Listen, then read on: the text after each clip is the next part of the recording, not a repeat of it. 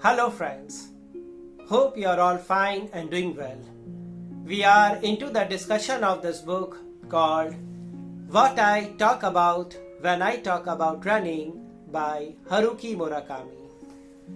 We are into the discussion of this chapter 9 of this book. This is the last chapter of this book. The title of this chapter 9 is At Least He Never Walked. This is the second video of this chapter 9. I have shared the links of all my previous videos related to this book in the description below. Murakami wasted his 2 years to find a good coach. At last, his wife helped him find a good coach. This new coach first checked his overall swimming techniques and inquired him about his learning goals. This coach did not dismiss Murakami's methods and his techniques. She tried to just make few changes gradually over an extended period. Her approach was very different from the textbook form.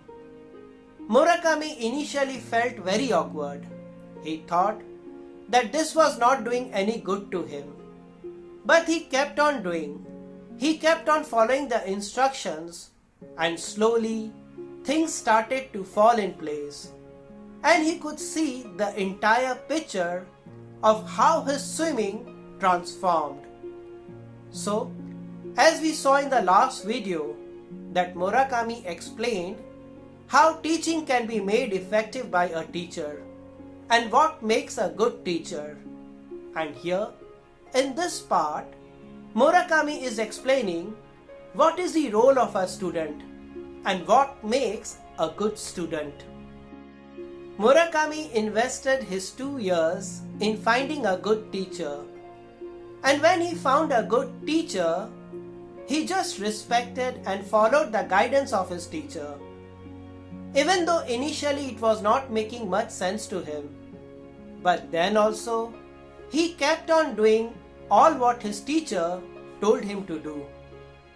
Murakami is talking about teacher-student relationship as to what should a student do to make learning effectively.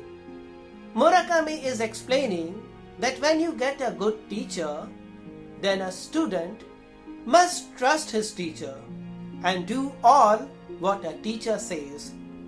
Like Murakami, at first he did not understood as to why the teacher is making him do swimming in a certain way, but he kept on doing, and later on he realized that the teacher was guiding him correctly. So the major key lesson from this part of the video is that discipline, obedience, and patience are the leading qualities of a good student. A student must adhere to the study schedule and follow his teacher's instructions properly. In the next video, we shall be completing this chapter and this book summary. Thank you.